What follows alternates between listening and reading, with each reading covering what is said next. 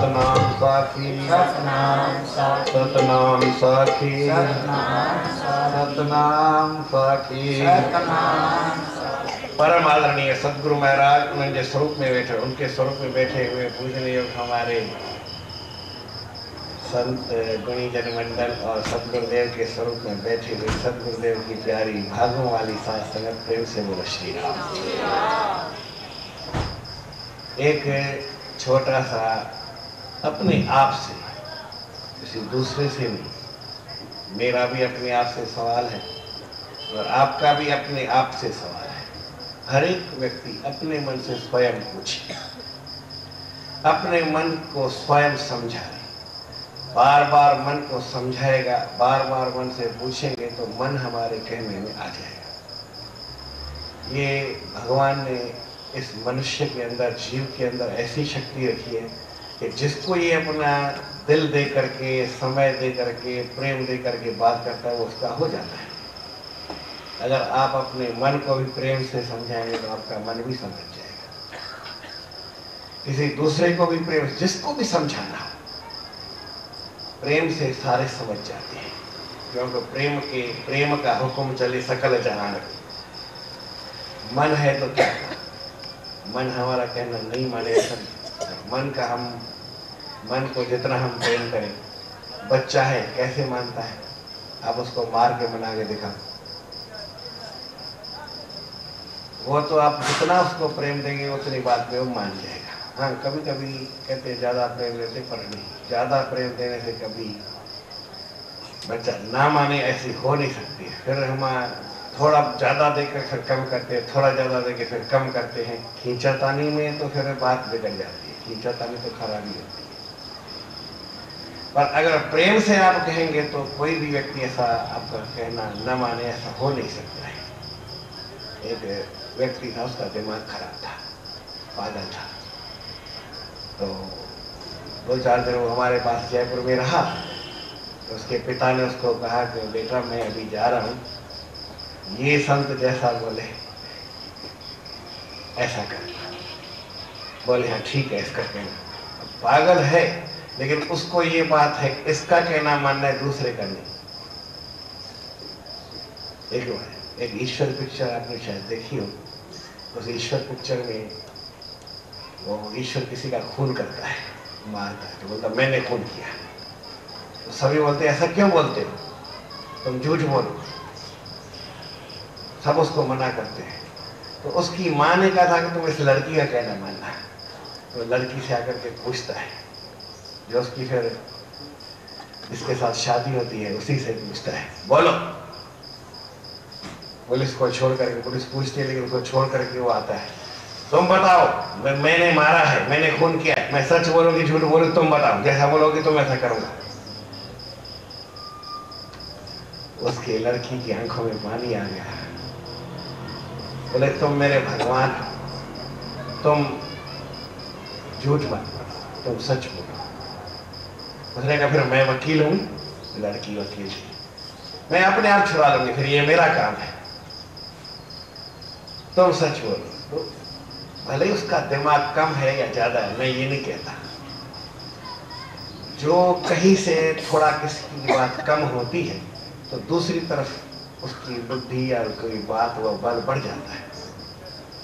भले उसको दिमाग नहीं है लेकिन इतना दिमाग है मेरे को इसका कहना मानना है, दूसरे का नहीं। तो मैं थोड़ा शहर में चला गया, पीछे गड़बड़ उसका होना पड़ा। उसने अपना टेप था, रेडियो था, जो कुछ था तोड़ मोड़ के सब फेंक दे, सब ने उसको उठा के कमरे में बंद कर दिया। मेरे को कैसे आदमी को रखा है, तुम इसको कैसे करते हो, ऐसे करते हो, मेरे को डांटने लगे। चलो उसको खोलो तो सही। अरे लड़ता है, मारेगा। मैं बैठा, मैं खोलता। बोले नहीं खोलो नहीं, ये तुमको मारेगा। तो तुम उसके घर बुलाओ, पिता को बुलाओ, खोलो, मारेगा क्यों? भाई क्या बात है। बोले मैंने इनको कहा, इन्होंने मेरा कहना नहीं माना, इसलिए मैंने अपना टेप भी तोड़ दिया, रेडियो भी तोड़ दिया, ये करी। कोई बात नहीं, कहाँ लड़ता है, तो ऐसा तो चलता है, इतना अच्छा है, मतलब मेरे को अच्छा बोलता तो मैं भी इसके साथ अच्छा करूँगा, सीधी सी बात। तो प्रेम से अगर मन से सवाल पूछेंगे तो मन आपके वश में हो जाएगा। आपसे मैं अपने आप का एक सवाल पूछता हूँ कि 5 रुपया आप कमाओ, ये अच्छी बात है। पहले मैं दूसरा सवाल पूछता था, वो नहीं पूछ रहा हूँ अभी, ये दूसरे तरीके। आपका कहीं 5 रुपए का नुकसान हो रहा हो, आप उस नुकसान को, 5 रुपए के नुकसान को बचाओ, नुकसान न होने, ये अच्छा है या 5 रुपए आप कमाओ वो अच्छा है? दोनों में से बता सकते हैं अच्छी बात क्या है? कमाओ या नहीं कमाओ उसकी कोई बात नहीं है, क्योंकि आज 5 रुपए का जो नुकसान आप सह लेंगे कोई बड़ी बात नहीं है, लेकिन ये बढ़ता जाएगा। अगर इसको रोकेंगे तो ये कम होगा। 5 रुपया आपने नहीं कमाया, ये कोई बड़ी बात नहीं है। तो हम अपने जीवन में कितने शुभ कर्म करते हैं, अच्छे कर्म करते हैं, अच्छी बातें करते हैं, ये बहुत अच्छी बात है। परमात्मा से मिलना चाहते हैं, उनके लिए ये 4 साधन करते हैं। और भी दुनिया में जैसे ये अपन कुंभ का मेला करने आए हैं, पुण्यों का अर्जन करने के लिए आए हैं, स्नान दान के लिए आए हैं, नाम स्मरण के लिए आए हैं, अच्छी बात है, बहुत अच्छी बात है। नाम का स्मरण करते हैं, अच्छी बात है। मैं इसको अच्छी भी नहीं मानता हूँ, बहुत अच्छी मानता हूँ, सबसे ज़्यादा अच्छी बात मानता हूँ नाम का स्मरण करते हैं। और इससे भी अच्छा ये है कि आपके मन को, आपके तन को कहीं दाग न लगे, बचाव करें। पुण्यों का अर्जन करना अच्छा है, लेकिन पुण्यों का विनाश करने को, पुण्यों का विनाश होने से रोकें, ये उससे ज्यादा अच्छी बात है। नाम स्मरण से भी अच्छी बात है कि हमारा को कोई विकार मन में ना आए। तो हमारे गुरु महाराज यही बातें कहते हैं कि आपको मनुष्य जन्म इतना तो पहले ही पवित्र मिल गया है, और कुछ पवित्र करो नहीं करो, भगवान ने आपको पवित्र समझा, इसलिए वो इतना पवित्र शरीर आपको दिया, मानुष चोला उज्जैन में दिया। ये मनुष्य का शरीर आपको बहुत अच्छा, बहुत उज्जवल, बहुत पवित्र, परम पवित्र हर मंदिर ही है। ये परमात्मा ने अपने रहने के लिए, परमात्मा का मंदिर है, हरि का मंदिर है, और ये परमात्मा ने आपको परम पवित्र, परम का मतलब सबसे ज्यादा, इससे ज्यादा कोई पवित्र चीज नहीं है। ऐसा मनुष्य जन्म आपको पवित्र दिया है, तान को दाग लगाना, इसको दाग नहीं लगाना। फिर आपको परमात्मा ने मन भी दिया है, उसको भी दाग नहीं लगाना। तो पहले तन के दाग बताते हैं, काम दाग है, क्रोध दाग है, लोभ मोह मद दाग बुरे। इन दागों से पावन तन को गाफिल गंदा बनाना। फिर दूसरा, परमात्मा ने हमको मन दिया है, सबको दिया है। कबीर साहब कहते हैं कि देखो, सबको परमात्मा ने एक चादर दी, मुझे भी दी। फिर किसी ने इस चादर को कोई दाग लगाया, किसी ने धब्बा लगाया, किसी ने इसको मैला किया, किसी ने इसके ऊपर कैसा रंग चढ़ाया, किसी ने इसके ऊपर कैसा रंग चढ़ाया। मुझे भी परमात्मा ने यही चादर दी। फिर दास कबीर भी ओढ़ी चदरिया, ज्यों की त्यों धर दीनी चदरिया, चदरिया झीनी ऋषि, इसमें आता है आखिरी में।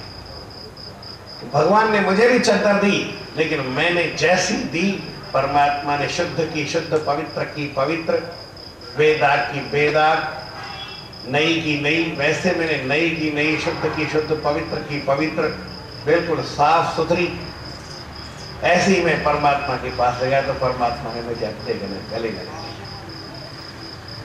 इस बात को मैं थोड़ा दूसरे शब्दों में समझाता हूँ कि देखो, एक लड़की है, एक माता है, उसको बड़े चौड़े कपड़े पहने हुए हैं।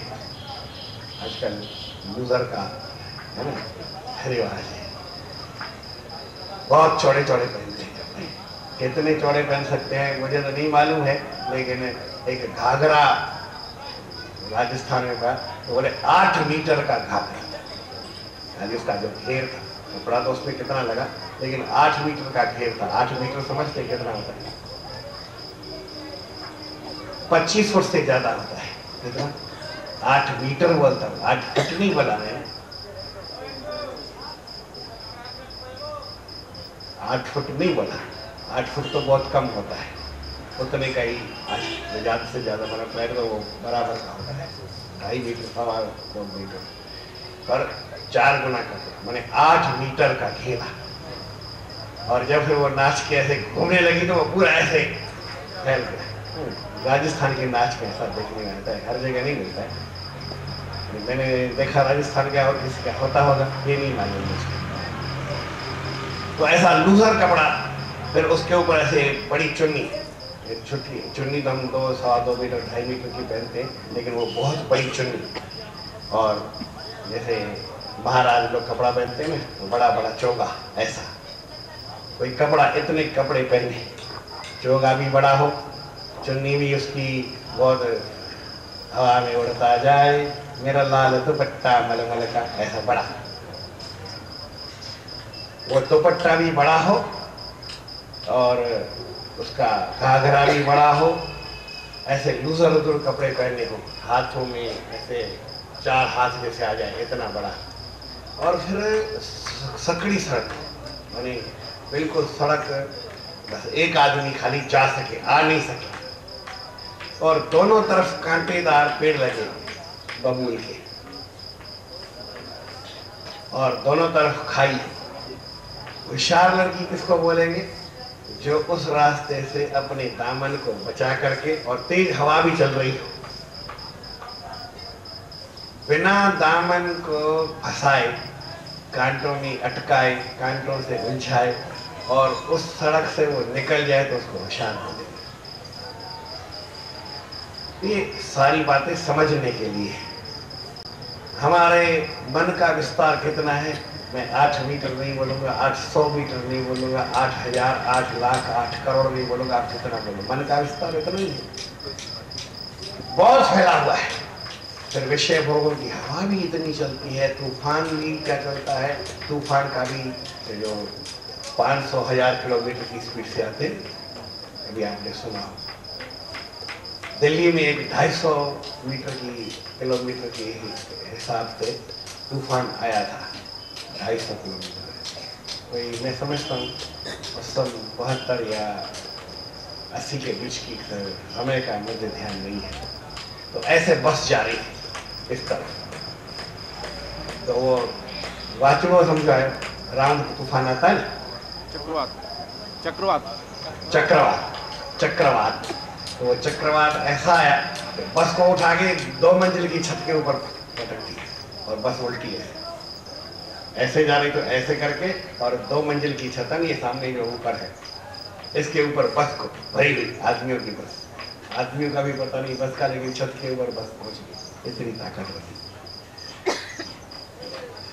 जहां मारुत मेर उड़ाही, ये तो शास्त्रों में बहुत, इससे ज्यादा मैं तो बस की बात करता हूँ कि जहां रामायण में लिखा है कि मेरु पर्वत जिसको सूर्य परिक्रमा देता है, वो भी जहां मारुत माने हवा, गिरी मेरु उड़ाही तहां तूल, जैसे लिखे माही, जहां पे रावण जैसे बड़े योद्धे, राम जैसे, वो भी माया के चक्कर में अगर फंस सकते हैं, तो आप और हम तो रुई के समान है, जरा सी रुई।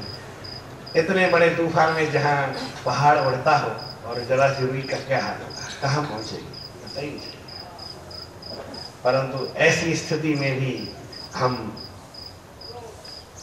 निर्बल से लड़ाई बलवान की नाम का तिनके का सहारा लेकर के और अपने शरीर को दाग से बचा ले।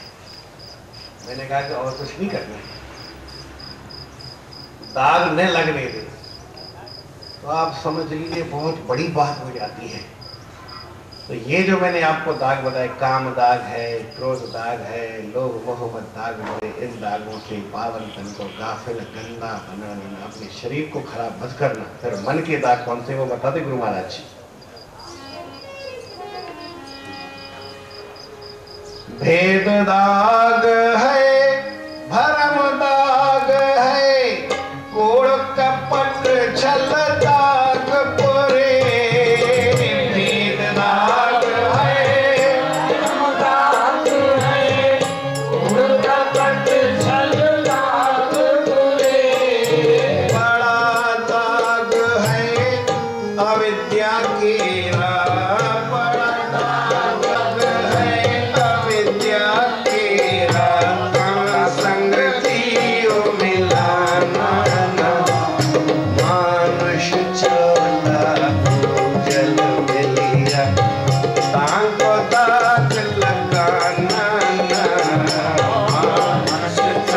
मन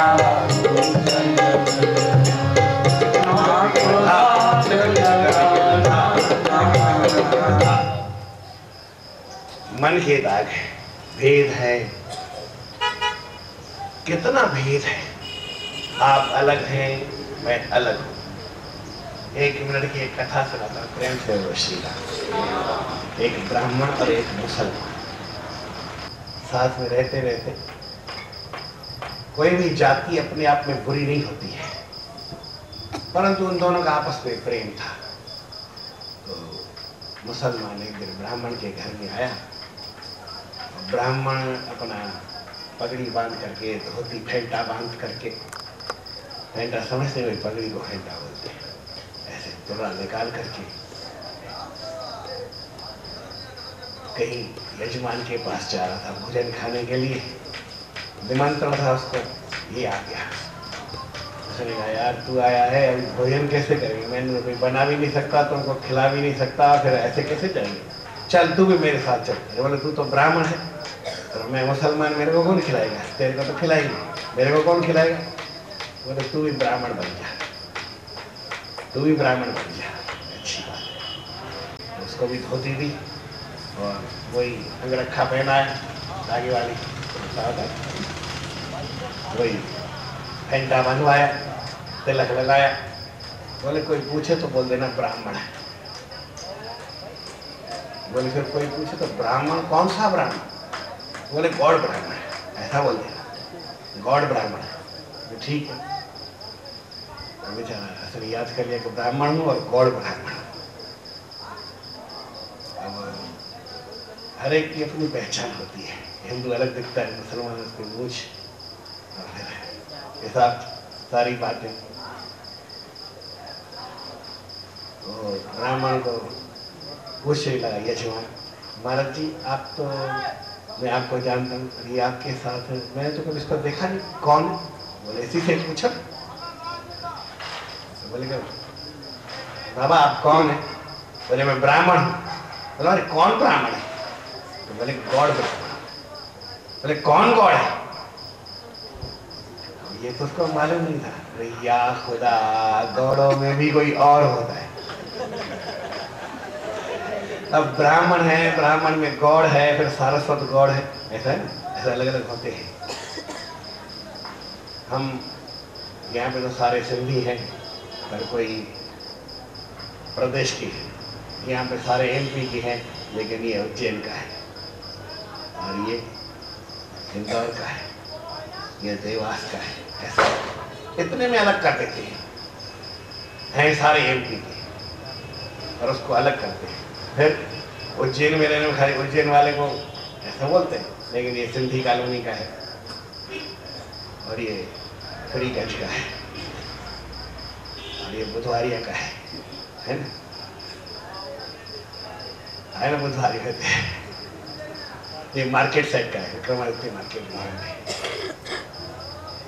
ये गीता कॉलोनी का है, बुधवारिया में ही है एक बुधवारिया, लेकिन उसमें भी गीता कॉलोनी और है, दूसरी कॉलोनी और है, अमुक कॉलोनी और है।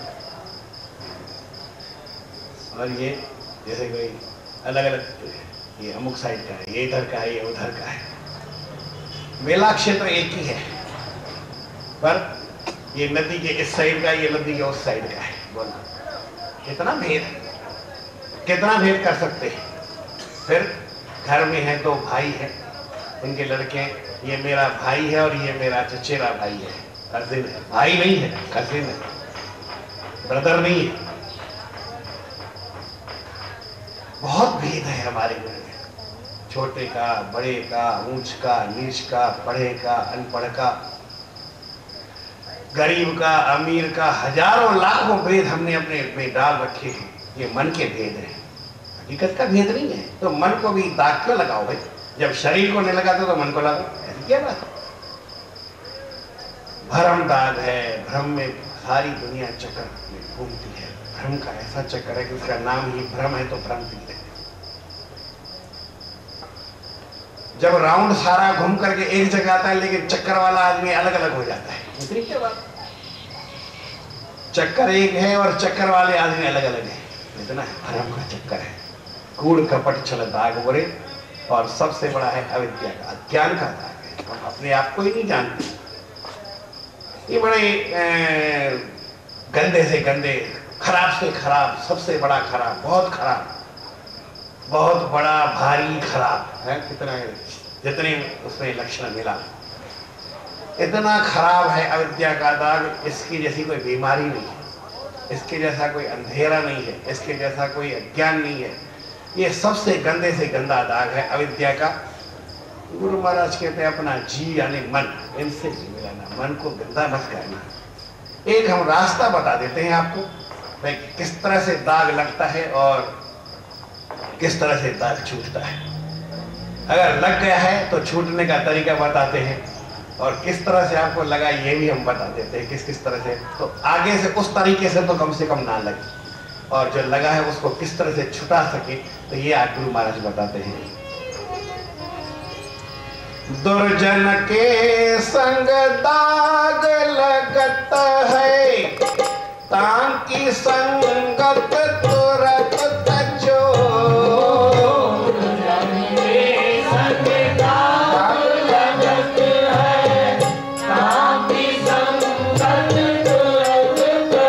और यहाँ कुंभ मेले में संतों के संग दाग मिटत है, संतों के संग दाग मिटत है। तासे प्रेम हटाना संतों के संग दाग मिटत है, तासे प्रेम हटाना।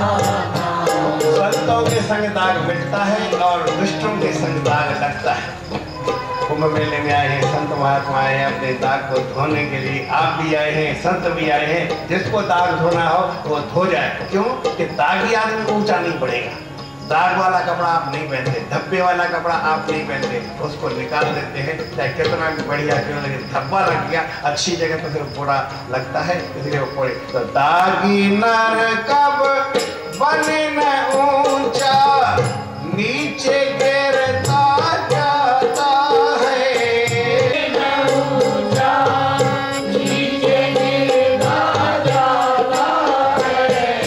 कहे क्यों मत दागी हो तुम, कहे क्यों मत दागी हो तुम, यह मम वचन भुलाना। कहे क्यों मत दागी हो तुम, यह मम वचन भुलाना। मानुष चोला जल मिलिया, ताको दाग लगाना। मानुष चोला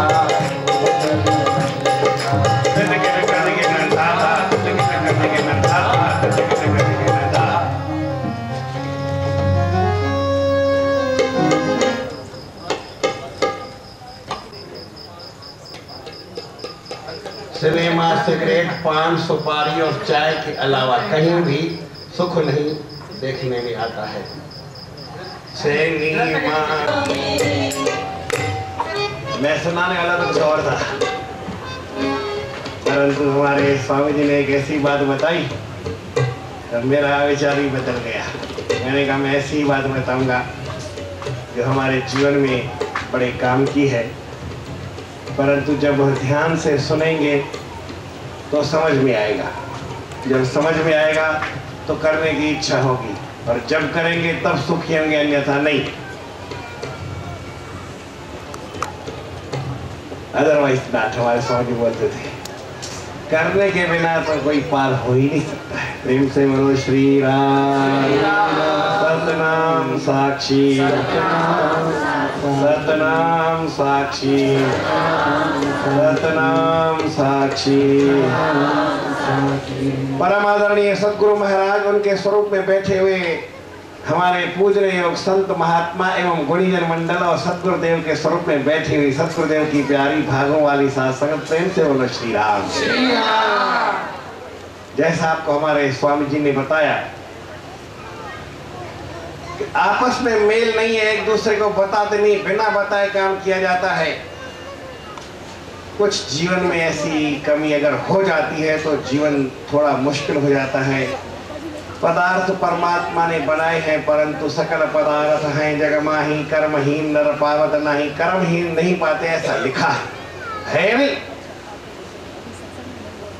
कर्महीन का मतलब जो कर्म नहीं करता है, कर्म का मतलब जो अपने मन से मन नहीं मिलाता है, प्रेम से नहीं करता है, ऊपर ऊपर से करता है, दिखावे के लिए करता है, उसका कोई फल नहीं मिलता है। कर्म तो करते हैं। कुंभ है वो दिल की बात करता है। कुंभ मेले में आए हैं तो दिल से काम करो। जो दिल से काम करता है उसका फल भगवान देता है। जो दिल से काम नहीं किया जाता है उसका फल भगवान नहीं दे सकता है। उसका फल उल्टा मिलता है, उसका नुकसान होता है, उसमें तकलीफ होती है।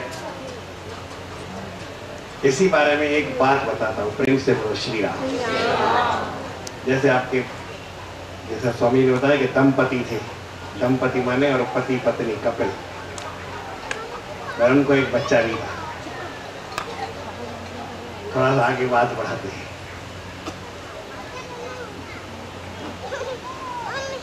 पति काफी कुछ कमाता था, पैसा खूब कमाता था, पर एक साधारण सी बात उर्दू में कही जाती है तो मियाँ बीवी राजी तो क्या करेगा काजी, और मियाँ बीवी अगर नाराजी तो क्या करेगा काजी। दोनों में काजी कुछ नहीं कर सकता है, लेकिन काजी के पास जाते कि दुख मिटाने के लिए, तो काजी दुख मिटा भी नहीं सकता है और काजी दुख दे भी नहीं सकता है। कब नहीं दे सकता है, कब नहीं मिटा सकता है? जब मियाँ बीवी राजी नहीं होते तब काजी कुछ नहीं कर सकता है, कुछ आपका दुख मिटा नहीं सकता है, आपको सुख दिला नहीं सकता है। काजी का मतलब गुरु समझो, संत समझो, भगवान समझो, ये कुंभ का मेला समझो। और मियाँ बीवी राजी तो काजी दुख दे नहीं सकता है। कोई कुंभ मेला आपको दुख देने के लिए नहीं है, आपको तकलीफ के लिए नहीं है, आपकी मुसीबत के लिए नहीं है। आप मुसीबत मिटाने के लिए आए हैं, तो कुंभ मेला में मुसीबत कौन मिटा सकता है? जो प्रेम से चलेगा मिटा के जाएगा, जो नहीं चलेगा तो बाबा तुम अपने घर, हम अपने घर। सीधी सी बात है। मैं आपको ऐसी कोई वेदों की, पुराणों की, शास्त्रों की बात नहीं बताऊंगा, लेकिन उसके बाहर भी नहीं बताऊंगा। आपके जीवन में कितना कुछ होना चाहिए, हमारे जीवन में क्या कुछ कमी है। सब कुछ होते हुए भी कुछ दिखता है कि हमारे को कम लगता है। ऐसा क्यों है? जहां तो कुछ नहीं होता है उनको भी सब कुछ समझ में आता है कि हमारे पास सब कुछ है, और जहां कुछ है और उसको भी समझ में आता है कि मेरे पास कम है। तो किस बात की कमी है? आपके पास लाखों पड़े हैं फिर भी आपको कमी है, और किसी के पास कुछ भी नहीं है और फिर भी वो लाखों से, करोड़ों से, अरबों से ज्यादा अपने को मानता है। प्रेम से बोलो श्री राम। कोई तो कमी होगी, कोई तो बात होगी। ऐसी क्या बात है? तो मैं इस बात को समझाने के लिए आपको बताता हूँ। एक पति था और पत्नी थी और उनका लड़का था, 3 थे घर में। अब पति जब कमाता था तो काफी कुछ कमाता था, लेकिन कमा करके, नौकरी करके, सर्विस करके जब घर में आता था तो पत्नी कहती ये चीज नहीं है, तुमको ये बोला, तुमने ये नहीं किया, तुमने ये नहीं किया, तुमने ये नहीं किया। आज लकड़ी नहीं है, आज तो नमक नहीं है, आज तेल नहीं है, आज घी नहीं है, आज चावल नहीं है, आज आटा नहीं है। कुछ न कुछ उसको कमी बता देती। बोले कि भाई पैसा तो तुम्हारे पास है, तुम ही ला सकती हो बाजार से, इसमें क्या बड़ी बात है? बोले क्या मैं घर में दूसरा काम नहीं करती हूँ क्या? आप वहाँ ऑफिस में क्या करते हैं? सारा दिन बैठ करके कुर्सी तोड़ते हैं। ऐसे ही करते हैं मर्द लोग जो ऑफिस में जाते हैं सरकारी काम में, तो क्या करते हैं?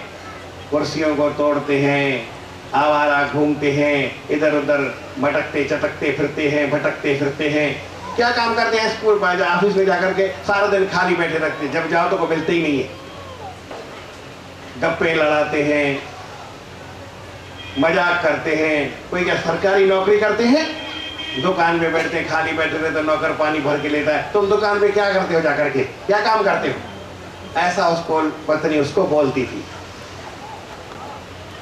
वो बोलता है तू सारा दिन घर में एसी लगा के बैठी है,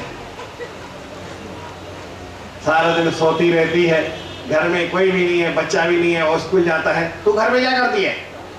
मैं आता हूँ तो चाय नहीं देती है, ये बोलते ये नहीं है, ये नहीं है, ये नहीं है। सारा सब कुछ तो है, क्या नहीं है तुम्हारे पास? क्यों नहीं ले आती है? दोनों एक दूसरे को अखरते थे। काम करने को कोई भी तैयार नहीं था। इसका फल क्या निकला ये सुन लीजिए। स्कूल में से बच्चा आवे तो उसको भी ऐसा ही माँ बाप की लड़ाई दिखे कि मेरे पापा लड़ रहे हैं मम्मी से, और मम्मी को तो लड़ने का बहाना चाहिए, गाना आए या न आए गाना चाहिए। मम्मी को तो लड़ने का बहाना चाहिए। आए ना, प्रेम से बोलो श्री राम। श्री राम। माँ लड़ती है, कभी पापा लड़ते हैं, बच्चा देख के डर गया, ये क्या है, उसका भी मन नहीं लगेगा। अभी इसका फल और आगे बताता हूं, ये फल है। और हमारे जीवन में ऐसा ही कुछ होता है कि और कोई बात है। चलो जी, स्कूल से प्रिंसिपल ने या हेड मास्टर ने, समझ लो, क्योंकि हमारी गुजरात में जो छोटी प्राइमरी स्कूल का भी हेड मास्टर होता है उसको प्रिंसिपल बोलते हैं। ये स्कूल का प्रिंसिपल है। यहाँ पे तो उसका अलग अलग है, मास्टर, हेड मास्टर है, उसके बाद फिर उसका वरिष्ठ प्रधानाध्यापक और वरिष्ठ प्रधानाध्यापक 10वीं तक का, और उसके आगे फिर और कोई, उसके बाद और फिर प्रिंसिपल होता है। जब कॉलेज में जाते हैं तब उसके पहले प्रिंसिपल नहीं होता। खैर उसकी बात नहीं है, मैं राजस्थान की बात बताता हूँ, तो क्या है मुझे नहीं मालूम। तो जो हेड मास्टर समझो, प्रिंसिपल समझो, स्कूल का जो टीचर है, उसका एक लेटर आया। बच्चे को कहा कि तुम अपने पिता को ले आओ, नहीं तो स्कूल में नहीं आने देंगे। तो पहले तो कई लेटर दिए तो मालूम नहीं पड़ा, लेकिन एक पोस्ट से लेटर आया, भाई तुम्हारा बच्चा स्कूल में सही नहीं चलता है, तुम स्कूल में अगर नहीं आओगे तो हम तुम्हारे बच्चे को निकाल देंगे, इसका रेस्टिगेशन कर देंगे। पढ़ा लेटर, पर ये पिता था वो बड़ा खानदानी लड़का था, पढ़ा लिखा था, अच्छी नौकरी करता था, अच्छी पगार थी। उसको बड़ा दुख हुआ कि मेरे बेटे से ऐसा क्या हुआ। तो सीधा वो प्रिंसिपल साहब के पास चला गया, लेकिन बेटा उसका स्कूल में था तो उसको बुलाया प्रिंसिपल ने। तो प्रिंसिपल ने कहा कि तुम्हारा बच्चा चोरी करता है, किसी की पेंसिल ले लेता है, किसी की किताब ले जाता है, किसी की कॉपी ले जाता है, बहुत स्कूल में बच्चों को खराब करता है, नियम भंग करता है। सारी बातें उसको बताई। इसको बड़ा बुरा लगा, सिर नीचे कर दिया। प्रिंसिपल ने कहा कि तुम बैठो, बच्चे को कि तुम जाओ स्कूल में पढ़ो। बोले बेटा मैं जानता हूं तुम खानदानी आदमी हो, अच्छी पगार तुम्हारी है, मैं तुम्हारे पोशाक से भी जानता हूँ, तुम्हारे स्वभाव से जानता हूँ। मैंने तुमको कहा, तुमको बड़ा दुख हुआ, परंतु ये सब क्यों है मुझे कोई कारण तो नहीं दिखता, लेकिन एक कारण जरूर दिखता है कि तुम बच्चे को प्रेम नहीं दे सकते हो। क्या कहा?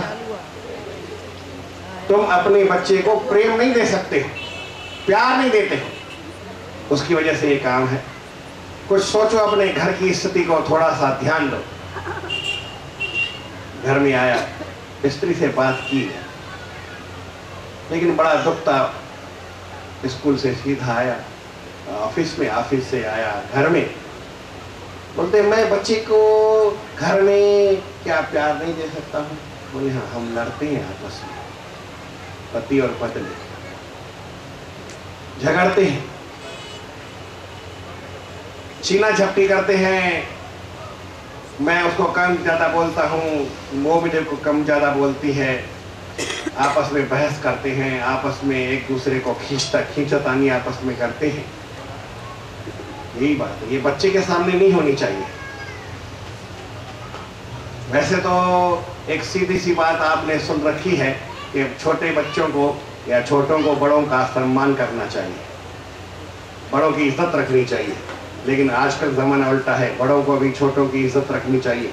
हमारे सदगुरु स्वामी शांति प्रकाश जी महाराज इस बात को देते थे, बात को बताते थे, पर वो थोड़े दूसरे शब्दों में बताते थे।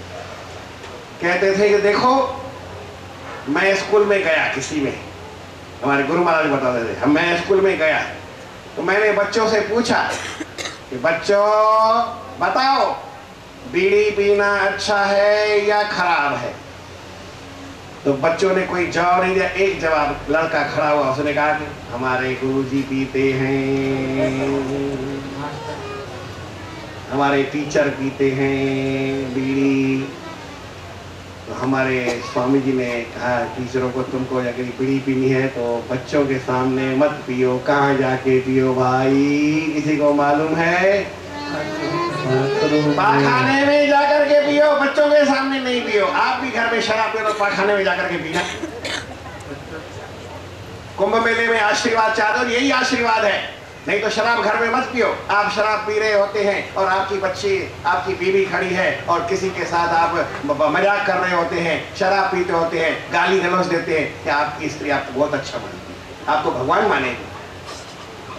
विचार करने की बात है, ये कुंभ मेले में सीखने, ऐसे ही कुंभ नहीं भर जाएगा।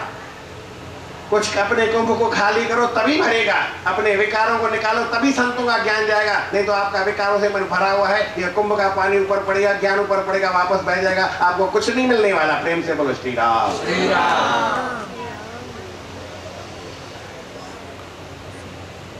पति ने सोचा कि मैं इसको कैसे बदलूं, तो ऑफिस से आया, देखा कि मेरा घर सारा सामान तितर बितर पड़ा है, इधर उधर पड़ा है। तो उन्हें पहले बिस्तर की चादर उठाई और उसको झाड़ा, साफ करके सामान जो इधर उधर पड़ा था उसको सेट करके रखने लगा। पत्नी ने देखा आज क्या बात है, आज कुछ नया चांद निकला है, नई बात है। वैसे तो आकर के मेरे को बोलते हैं चाय नहीं लाया, ये नहीं लाया, ये नहीं है, ऐसा नहीं है, मेरे से लड़ते थे, और आज अपने काम में लगे।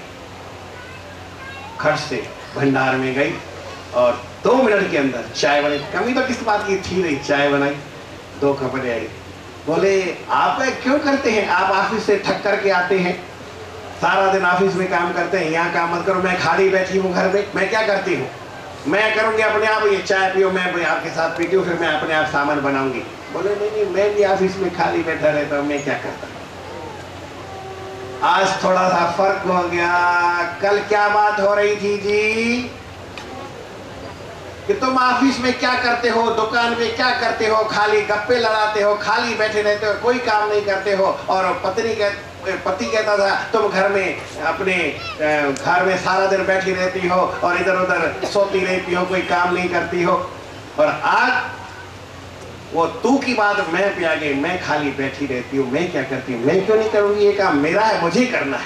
पति भी कहता है ये काम आपका काम, यदि मैंने कर लिया तो कौन सी बड़ी बात है। थोड़ा सा फर्क हुआ कि नहीं हुआ? आप इतना फर्क कर लो तो देखो आपके घर में कितना कमाल होता है। ये आज मेरे सत्संग से अमृत ले जाओ, गुरु महाराज का आशीर्वाद ले जाओ।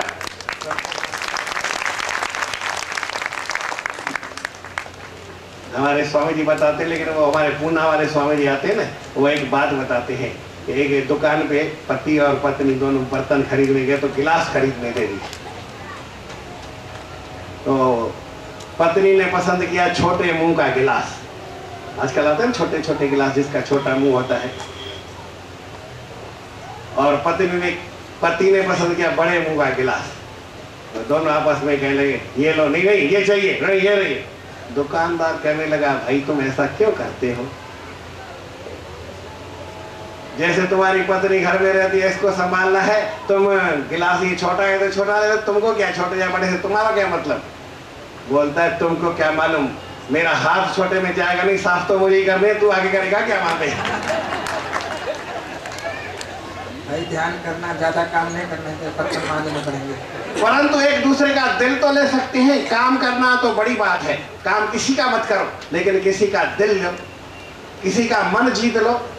अरे आप अपने पत्नी को प्यार दो, अपने पत्नी से प्यार लो, तो आपको क्या मुसीबत पड़ जाएगी, आपके जीवन की, आपके दिल की, आपके सारे शरीर की, आपके मन की, आपकी आत्मा की थकान दूर हो जाएगी।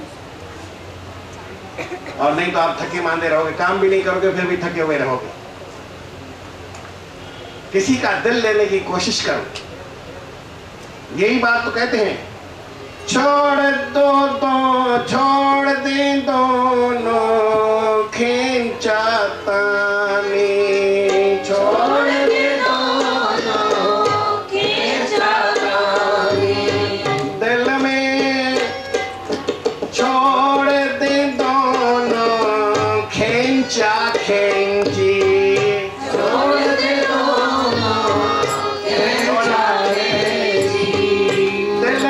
कपट की धरे न कैंची, दिल में कपट की धरे न कैंची, दिल में कपट की धरे न कैंची, दिल में कपट की धरे न कैंची।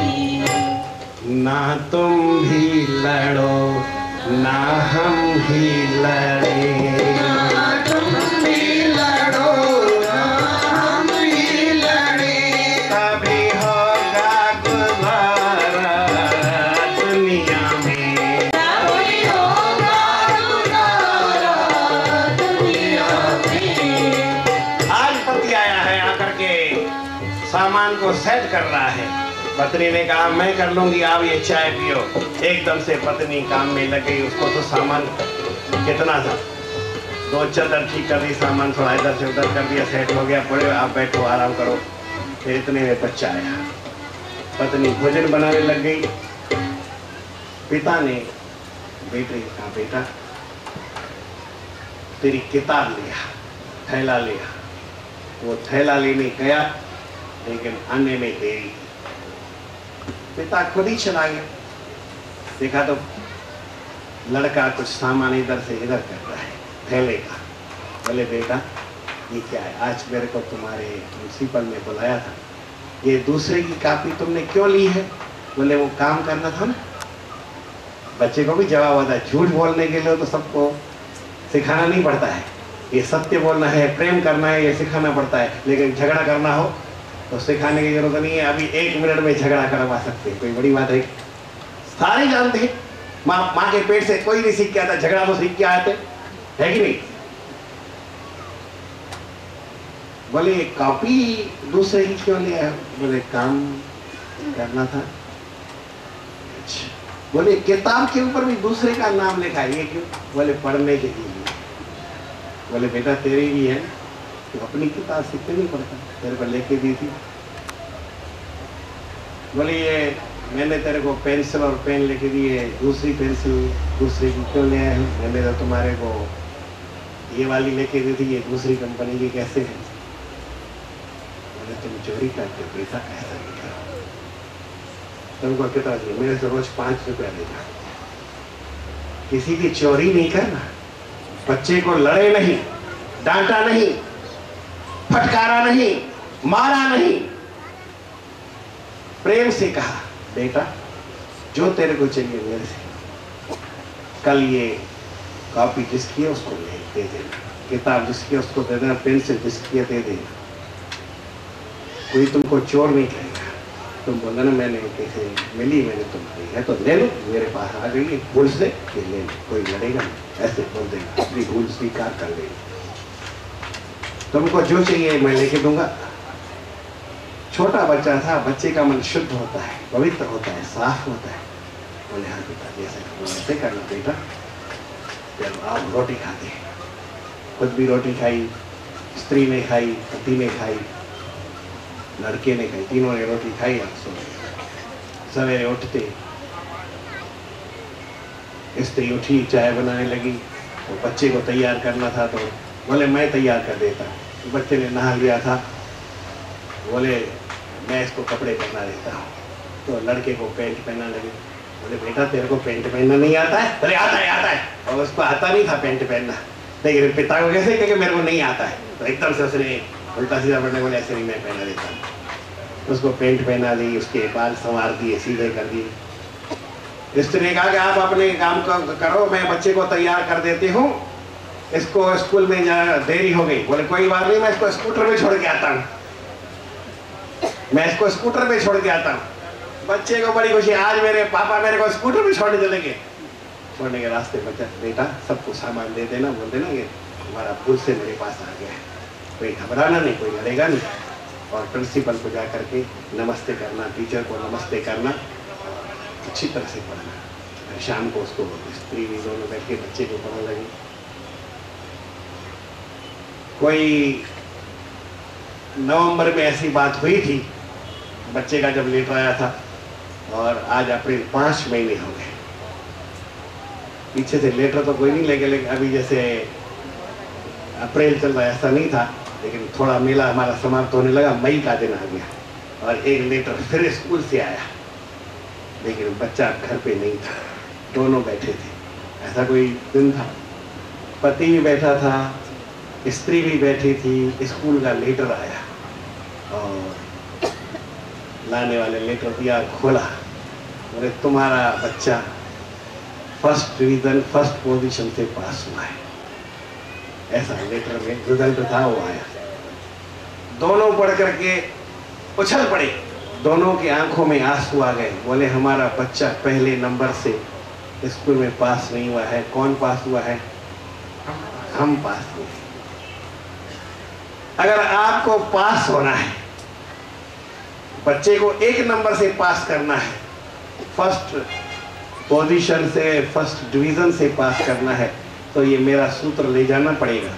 और थर्ड क्लास पास करना है, फेल करना है, आपको भी फेल होना है, डूब मरना है, तो मैं कुछ जिम्मेवार नहीं हूँ, मेरी बात यहीं पे छोड़ जाना। आज मैं आपको बहुत कुछ बताऊं, लेकिन कुछ बताने के लिए ज़्यादा मेरे पास नहीं है। और मैं एक बात आपको सीधी सी बता देता हूं कि हमारे गुरु महाराज जिन्होंने अपने जीवन में इतना कुछ किया, ये कुंभ मेला इतना, आप जितना ये देखें तो हमारे गुरु महाराज कैसे हैं, किस तरह के हैं, उनका क्या नाम है, कहाँ पे पैदा हुए, सबको मालूम है, लेकिन हिंदी में है, इसलिए मैं आपको सुनाता हूँ।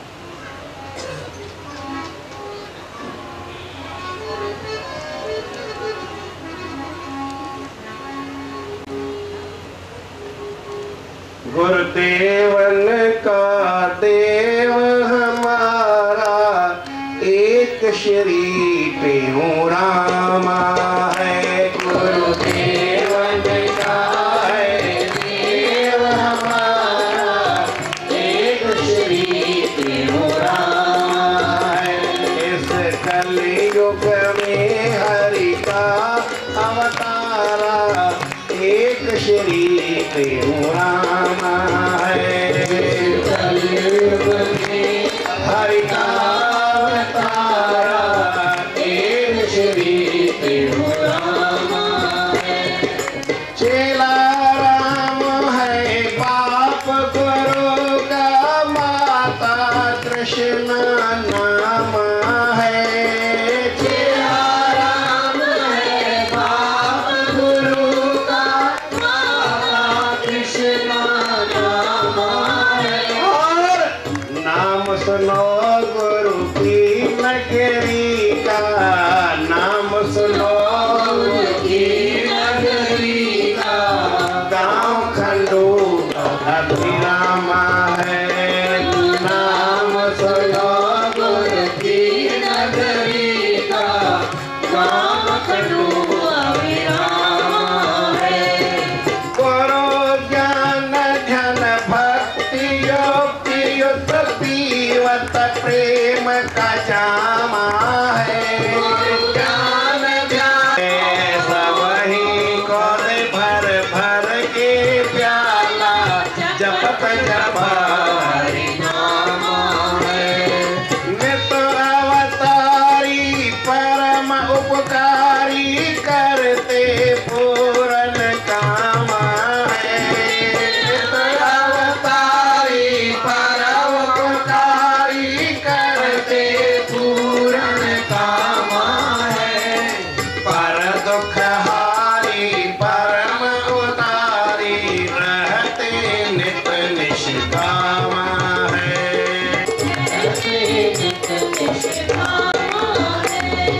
सतगुरु स्वामी अंतर्यामी, दुख भंजन सुख धामा है। सतगुरु स्वामी अंतर्यामी, दुख भंजन सुख धामा है। प्रेम राम गुरुदेव के दर का, गुरुमुख दास गुलामा। गुरुदेव के दर का, गुरुमुख दास गुलामा है। गुरुदेव का देव हमारा एक श्री प्रेम रामा है। एक श्री प्रेम रामा है। एक श्री प्रेम रामा है। गुरुदेव का है देव हमारा एक श्री प्रेम रामा है। गुरुदेव का है देव हमारा एक श्री प्रेम रामा।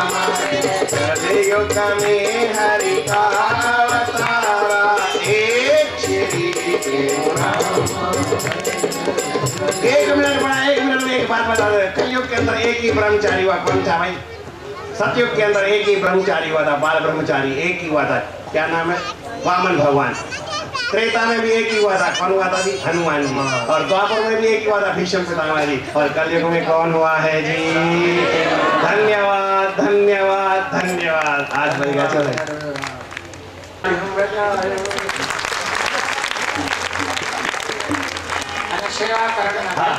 इसके बाद स्वामी जी का, सदगुरु स्वामी अशोक प्रकाश जी की मेरी चरण वंदना, स्वामी राजूराम जी को मेरी चरण वंदना, स्वामी अशोक प्रकाश जी को मेरी चरण वंदना, अन्य संतों को मेरी चरण वंदना स्वीकार।